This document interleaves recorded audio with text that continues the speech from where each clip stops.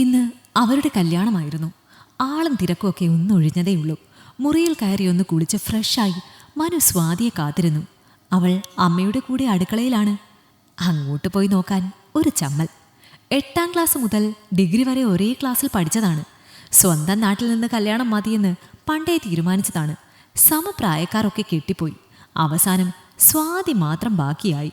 അവളെക്കാൾ 10 ദിവസത്തെ മൂപ്പേ ഉള്ളൂ തനിക്ക്. അവൾ ക്ലാസ്സിലെ പഠിപ്പിസ്റ്റായിരുന്നു. ആരോടും മിണ്ടാത്ത ബുദ്ധിജീവി. അതുകൊണ്ട് വലിയ താല്പര്യമൊന്നും ഉണ്ടായിരുന്നില്ല. പക്ഷെ അമ്മയ്ക്ക് അവളെ ജീവനാണ്. അവൾക്ക് അമ്മയെയും.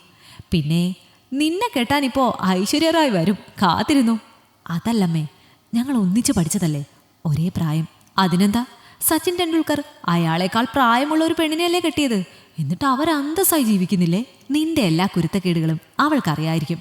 അതിൻ്റെ ടെൻഷനാണല്ലേ.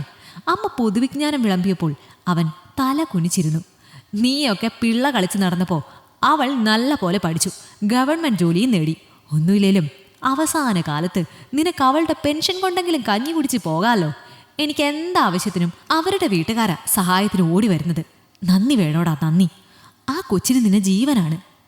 അവൾക്ക് എന്താടാ ഒരു കുഴപ്പം? കാണാനും സുന്ദരി. നിന്നെയൊക്കെ ഉണ്ടല്ലോ, എന്നെ പറഞ്ഞാൽ മതി. കൊഞ്ചിച്ച് വഷളാക്കി കളഞ്ഞു. അച്ഛനില്ലാത്ത കുട്ടിയാണെന്ന് കരുതി എല്ലാത്തിനും സ്വാതന്ത്ര്യം തന്നു. ഞാനൊന്നും മറന്നിട്ടില്ല. 4-5 വർഷമേ ആയിട്ടുള്ളൂ കണ്ണീര് കുടിക്കാതെ കിടന്നുറങ്ങാൻ പറ്റിയിട്ട്. നീ ഗൾഫിൽ പോയതിനു ശേഷം +2 ഡിഗ്രി ക്ലാസ്സുകളിൽ ഞാൻ സ്ഥിരം പ്രിൻസിപ്പലിൻ്റെ മുറിക്ക് മുന്നിലായിരുന്നല്ലോ. എൻ്റെ ഒരു ഗതികേട്.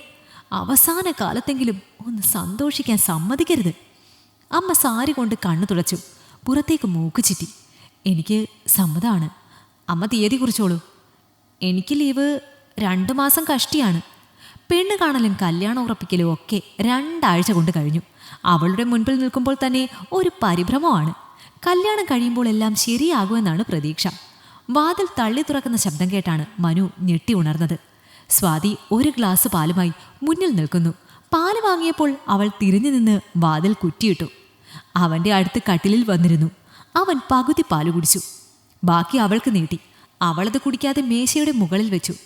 എന്തോ ആലോചിച്ച് പെട്ടെന്ന് അവൾ എഴുന്നേറ്റ് വസ്ത്രങ്ങൾ ഓരോന്നായി ഉരിഞ്ഞു മാറ്റാൻ തുടങ്ങി. ഇത് കണ്ട് ഞാനാകെ പരിഭ്രമിച്ചു. ഇവളിത് എന്തിനുള്ള പുറപ്പാടാണ്? എൻ്റെ ദൈവം തമ്പുരാനെ! പെട്ടെന്ന് കട്ടിലിൽ കിടന്ന ഒരു ഷീറ്റെടുത്ത് അവളുടെ തോളിലിട്ടു. അവൾ കുതറി മാറി. ഞാൻ അവളെ ബലമായി പുതപ്പിനുള്ളിലാക്കി. എവിടെ നിൻ്റെ മൊബൈൽ? എടുക്ക്, വീഡിയോ. എന്നിട്ട് എല്ലാവർക്കും അയച്ചു കൊടുക്ക്. അതല്ലേ നിൻ്റെ ഹോബി? എനിക്ക് നിന്നെ വെറുപ്പാണ്, വെറുപ്പ്. അവൾ വിളിച്ചു കൂവി. അവൻ ഇടിവെട്ടേറ്റതുപോലെ നിന്നുപോയി.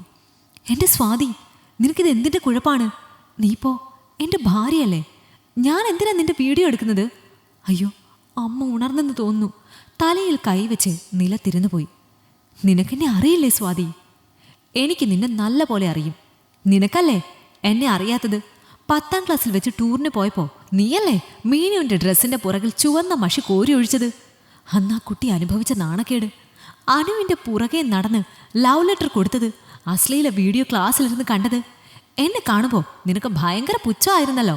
ലക്ഷ്മി ടീച്ചറിൻ്റെ നഗ്ന ചിത്രം ബോർഡിൽ വരച്ചപ്പോൾ ഞാൻ നിന്റെ പേര് പ്രിൻസിപ്പളിനോട് പറഞ്ഞപ്പോൾ നീ പകരം വീട്ടിയത് എങ്ങനെയാണ്?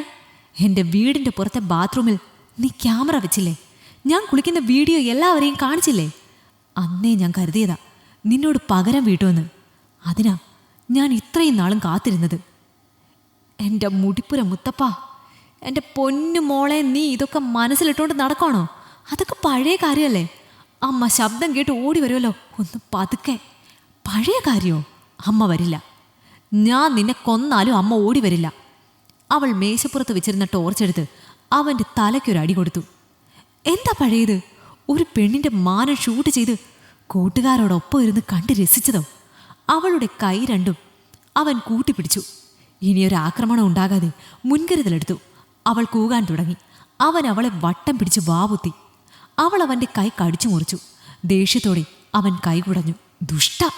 എൻ്റെ സ്വാതി, ഈ പറഞ്ഞതൊക്കെ തെറ്റിദ്ധാരണയാണ്.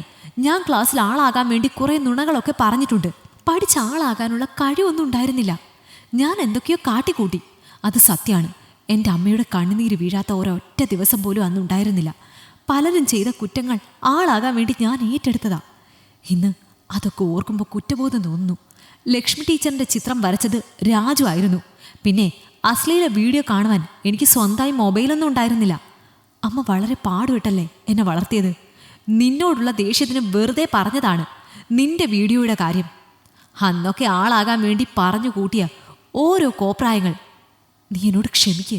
ഒരു കൗമാരക്കാരൻ്റെ അറിവില്ലായ്മയായി കാണൂ. ഞാൻ പണ്ട് മുതൽ നിന്റെ പുറകെ ആയിരുന്നു. ക്ലാസ്സിൽ എന്നെ ഒഴിച്ച് എല്ലാവരോടും നീ സംസാരിക്കും, എന്നോട് മാത്രം പുറംതിരിഞ്ഞിരിക്കും. അന്നേ ഞാൻ വിചാരിച്ചതാണ് നിന്നെ മാത്രമേ കല്യാണം കഴിക്കുമെന്ന്. നിന്നോടുള്ള വാശിക്കാണ് പഠിച്ചതും ജോലി മേടിച്ചതും.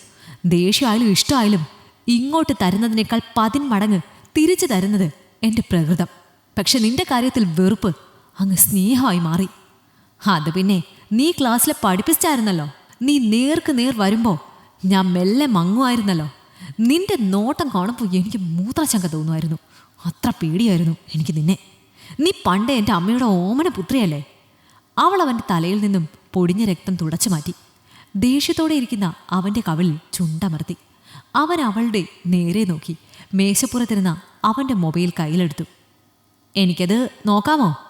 നിന്നെ എനിക്കിനി വിശ്വസിക്കാമോ? നിനക്കെന്നെ 100% വിശ്വസിക്കാം. ഇപ്പോഴാണ് നീ എൻ്റെ മാത്രം മനുവായത്. ഞാൻ അമ്മയെ വിളിക്കട്ടെ? ഇവിടുത്തെ വഴക്ക് കേട്ട് ഉറങ്ങിക്കാണില്ല. അവൾ വാതിൽ തുറന്ന് അമ്മയെ വിളിച്ചു. അമ്മ വാതിലിൽ ചാരി നിന്ന് അവരെ സ്നേഹത്തോടെ നോക്കി. മനു, നിന്റെ പിള്ളകളെയൊക്കെ നിർത്തിക്കോ. സ്വാതി എന്നോട് പഴയ കാര്യങ്ങളൊക്കെ പറഞ്ഞിരുന്നു.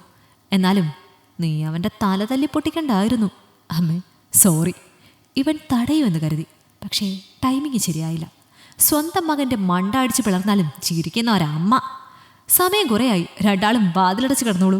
വാതിലടച്ച് തിരിഞ്ഞ് സ്വാതി കാണുന്നത് ടോർച്ചും മൊബൈൽ ചാർജറും ഒക്കെ എടുത്തു മാറ്റുന്ന മനുവിനെയാണ്. ഇനി രാത്രിയിൽ നിനക്ക് പഴയ കാര്യങ്ങളെങ്ങനെ ഓർമ്മ വന്നാലോ? സൂക്ഷിച്ചാ ദുഃഖിക്കണ്ടല്ലോ. അവളെ ചേർത്ത് പിടിച്ച് കിടക്കുമ്പോൾ അയാൾ അറിയാതെ ചെയ്തു പോയ തെറ്റുകൾക്ക് ദൈവത്തോട് മാപ്പിരക്കുകയായിരുന്നു. ഇതൊന്നും അറിയാതെ അവൾ അവൻ്റെ കരവലയത്തിൽ സുരക്ഷിതയായിരുന്നു. ഈ കഥ നിങ്ങൾക്കിഷ്ടമായെങ്കിൽ ലൈക്ക് ചെയ്യൂ. നിങ്ങളുടെ അഭിപ്രായങ്ങൾ കമന്റായി രേഖപ്പെടുത്തൂ. കൂടുതൽ കഥകൾ കേൾക്കാൻ ഈ ചാനൽ സബ്സ്ക്രൈബ് ചെയ്യൂ.